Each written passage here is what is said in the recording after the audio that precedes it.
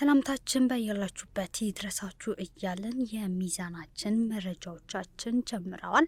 በዛሬው በዝርዝር የምንመለከታቸውን መረጃዎች እንጠቁማችሁ። የኢትዮጵያ ጎማና ፕላስቲክ አምራቾች ማህበር በሕዝብ ተወካዮች ምክር ቤት የተወሰነው ውሳኔ ጭካኔ የተሞላበት ውሳኔ ነው አለ። የአሜሪካ መንግስት በኢትዮጵያ ላይ የጉዞ እገዳ ልትጥል እንደሆነም ተሰምቷል። የእስራኤልና የኢራን ሀገራት ግጭት ስምምነት ላይ መድረስ እንዳለባቸውም ዶናልድ ትራምፕ ተናገሩ። በዝርዝር ወደምንመለከታቸው ጉዳዮች እናልፋለን። በኢመደበኛ መንገድ ከተሰሩት ውጪ 860 የተመዘገቡ የፕላስቲክ አምራቾች ድርጅቶች አሉ።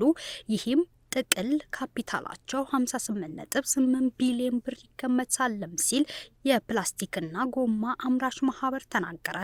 ማንኛውም ሰው አንድ ጊዜ ብቻ ጥቅም ላይ የሚውል የፕላስቲክ ከረጢት ይዞ ከተገኘ ከ2000 እስከ 5000 ብር የሚቀጣው የደረቅ ቆሻሻ አያያዝና አወጋገድ አዋጅ በሕዝብ ተወካዮች ምክር ቤት መጽደቁም ይታወሳል። አዋጁ በረቂቅ ሂደቱ ላይ ከነበረበት ጊዜ ጀምሮ በተጠቃሚው ሆነ በአምራቹ ማህበረሰብ ዘንድ በርካታ ጥያቄዎች ሲያነሱም ነበር። ለቲኪቫ ኢትዮጵያ ቃላቸውን የሰጡት የኢትዮጵያ ጎማና ፕላስቲክ አምራቾች ማህበር አባል በረከት ገብረ ሕይወት አዋጁ ጭካኔ የተሞላበት ውሳኔ ሲሉም ገልጸውታል። ማህበሩ በራሱና በገለልተኛ ቡድን አማካኝነት አሰራውት ባለው ጥናት ኢንዱስትሪው በአመት 441,228.8 ቶን ቆሻሻን መልሶ ጥቅም ላይ የሚውል ኢንዱስትሪ መሆኑንም አስረድተዋል። ማህበሩ ለቲኪቫ ኢትዮጵያ በሰጠው ዝርዝር ሀሳብ ከአዋጁ ረቂቅ ሂደት ጀምሮ ቅሬታ አለን። አንድ አዋጅ ሲረቅ ሊሳተፉባቸው የሚገቡ ባለድርሻ አካላት አሉ። በረቂቅ ሂደቱም የፕላስቲክ ውጤት አምራቾችም ሆኑ ማህበራችን እንደ ማህበር አድሬስ አልተደረግንም። የአሳታፊነትም ውሳኔነት ችግር ነበረበትም ብለዋል። አዋጁ ካስቀመጣቸው ድንጋጌዎች ውስጥ ሁሉም ሳይሆኑ አንዳንድ ድንጋጌዎች በስጋትና በጥርጣሬ የምንመለከታቸውም አሉ ብለዋል። አዋጁን በንድፈ ሀሳብ ደረጃ አያስፈልግም፣ የቀድሞ አዋጅ መሻሻል የለበትም ነበር የሚል አቋም የለንም። ነገር ግን ይህ አዋጅ ከረቂቅ ጀምሮ ባለው ሂደት ውስጥ የሳታቸው መሰረታዊ ጉዳዮችም አሉ ብለዋል። የመጀመሪያው ዘርፍ የደረሰበት ደረጃ ከግንዛቤ ያላስገባ ነው። የፕላስቲክ ከረጢት ማምረት ከ30 ዓመት ባልበለጠ ታሪክ ከዚህ ቀደም በነበረበት አሰራር ለምርት ይጠቀማቸው የነበሩ ጥሬ እቃዎች በሙሉ ያስመጣ የነበረው ከውጭ ነውም ያሉት ሲሆን አሁን ላይ 90 በመቶ የሚሆነው የፕላስቲክ ከረጢት ወይም ፌስታል የሚሰራው በአካባቢያችን ከሚገኙና ሌሎች ኢንዱስትሪዎች ከሚያመነጫቸው እንደ ዘይት፣ ጄሪካን እና የፕላስቲክ እቃዎች ከመሳሰሉት ደረቅ ቆሻሻ ነው ያሉት። በዚህ አሰራር መሰረት ፌስታል ከውጭ ይገባ ከነበረበት አሰራር ከማስቀረትም በተጨማሪ ጥሬ እቃውን በሀገር ውስጥ መካተት ተችሏልም ብለዋል። በየአካባቢው በርካታ ወጣቶች በማዳበሪያ ላስቲክና ጄሪካን እየለቀሙ ለፋብሪካዎች ግብዓትነት ያቀርባሉ።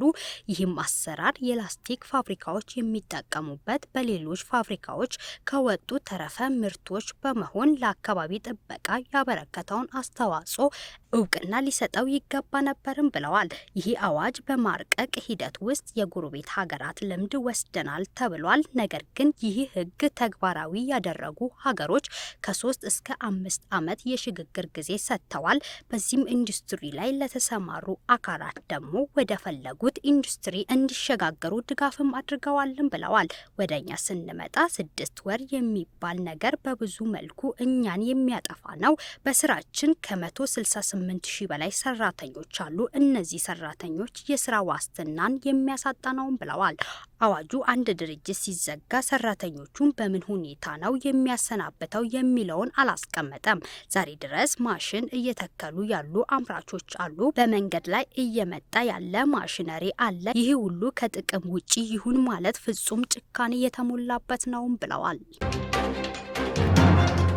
የአሜሪካው ፕሬዝዳንት ዶናልድ ትራምፕ ኢትዮጵያና ግብጽን በታላቁ የኢትዮጵያ ህዳሴ ግድብ ምክንያት የነበራቸውን ግጭት በማስቆም ሰላም ማምጣታቸውን ተናገሩ። ትራምፕ ይህንን ያሉት በስልጣን ዘመናቸው ጣልቃ በመግባት ያስቆማቸውን ግጭቶች በመዘርዘር እሁድ ሰኔ 8 2017 ዓ.ም ትሩዝ ሶሻል በተሰኘው የማህበራዊ ሚዲያ ገጻቸው ባሰፈሩት ጽሑፍ ነው። ትራምፕ ባሳለፍነው ሳምንት መጨረሻ የተቀሰቀሰውን የእስራኤልና የኢራን ግጭትን ትኩረት በማድረግ ባስተላለፉት መልእክት ሁለቱ ሀገራት ስምምነት ላይ መድረስ እንዳለባቸውም ገልጸዋል። ህንድና ፓኪስታን በቅርቡ ገብተው የነበረውን ግጭት ከአሜሪካ ጋር የሚደረገውን ንግድ በመጠቀም የሁለቱ ሀገራት መሪዎች ወደ ምክንያታዊነት፣ ቅንጅትና ቀልባቸው እንዲመጡ ማድረጋቸውንም ተናግረዋል። በዚህም የተነሳ ሁለቱ ምርጥ መሪዎች በፍጥነት ወስነውና መቆም ችለዋል ሲሉም የነበራቸውን ሚና ገልጸዋል። ፕሬዝዳንቱ ከዚህ ጋር አያይዞ ያነሱት ሌላኛው ኬስ ሲሉ የጠቀሱት ኢትዮጵያና ግብጽ ጉዳይ ነው። ሁለቱ ሀገራት ከግዙፉ ግድብ ምክንያት ግጭት ውስጥ እንደነበሩ በመልእክታቸው አስፍረዋል። ግድቡ በአስገራሚ የናይል ወንዝ ላይ ተጽዕኖ ያለው እንደሆነም ጠቅሰዋል። በሁለቱ ሀገራት መካከል ሰላም አለ፣ በኔ ጣልቃ ገብነት ምክንያት ቢያንስ አሁን ላይ ሰላም አለ፣ እናም እንዲሆኑ ይቆያል ሲሉ በትሩዝ ማህበራዊ ሚዲያ ገጻቸው ላይም ጽፈዋል። እንደዚህ ሁሉ በእስራኤልና በኢራን መካከል በቅርቡ ሰላም እንደሚፈጠር በማመልከት አሁን በርካታ ጥሪዎችና ስብሰባዎች እያካሄድኩ ነው ብለዋል።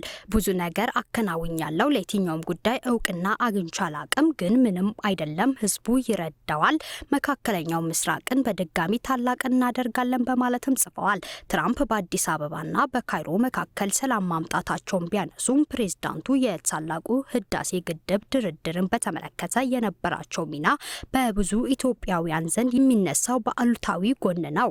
ትራምፕ በ2013 ዓመተ ምህረት በመጀመሪያ የስልጣን ዘመናቸው ማጠቃለያ ወራት ላይ ግብጽ ግድቡን ልታፈነዳ ትችላለች የሚል ንግግር ማድረጋቸውን ብዙዎችን አስቆጥቶ ነበር። የኢትዮጵያ መንግስት ይህንን የትራምፕ ንግግር የቆጠረው በስልጣን ላይ ባለ የአሜሪካ ፕሬዝዳንት እንደተደረገ የጦርነት ቅስቀሳ ነበር። የውጭ ጉዳይ ሚኒስቴር የፕሬዝዳንቱ ንግግር የሁለቱን ሀገራት ግንኙነት የማንጸባረቅ እንዲሁም በሀገሪቱ መንግስት መካከል የሚደረጉ ንግግሮችን በማስተዳደሩ ዓለም አቀፍ ህጎችን ተቀባይነት የሌለው እንደሆነ ገልጾ ነበር። የአሜሪካ መንግስት ኢትዮጵያን ጨምሮ በ36 ሀገራት ላይ የጉዞ እገዳ የመጣል እቅድ አለው ተባለ።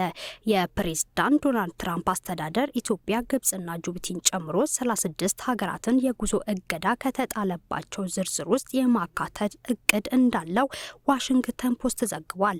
እገዳ ይጣልባቸዋል ከተባሉ ውስጥ 25 የአፍሪካ ሀገራት ይገኙበታል። ከባለፈው ሰኞ ጀምሮ ኤርትራን ጨምሮ የ12 ሀገራት ዜጎች አሜሪካ ከመግባት ታግደዋል። በዶናልድ ትራምፕ የሚመራው የዩናይትድ ስቴትስ አስተዳደር ኢትዮጵያን ጨምሮ 36 ሀገራት የጉዞ እቀባ ከጣለባቸው ጎራ የማካተት እቅድ አለውም ተብሏል። የአሜሪካ ዋሽንግተን ፖስት እንደዘገበው በዩናይትድ ስቴትስ የውጭ ጉዳይ መስሪያ ቤት ውስጥ የማስታወሻ የጉዞ እቀባ ይጣልባቸዋል ተብሎ ከሰፈሩት መካከል 25 የአፍሪካ ሀገራትም ይገኙበታል። ኢትዮጵያ፣ ግብጽ፣ ጅቡቲ፣ ናይጄሪያና ደቡብ ሱዳን በዝርዝር ውስጥ ከተካተቱት መካከል ናቸው። ውሳኔ ተግባራዊ ከሆኑ ዜጎች ወደ አሜሪካ እንዳይገቡ በፕሬዝዳንት ዶናልድ ትራምፕ አስተዳደር እቀባ የተጣለባቸው ሀገራት ቁጥር ወደ 48 ያደርሰዋል።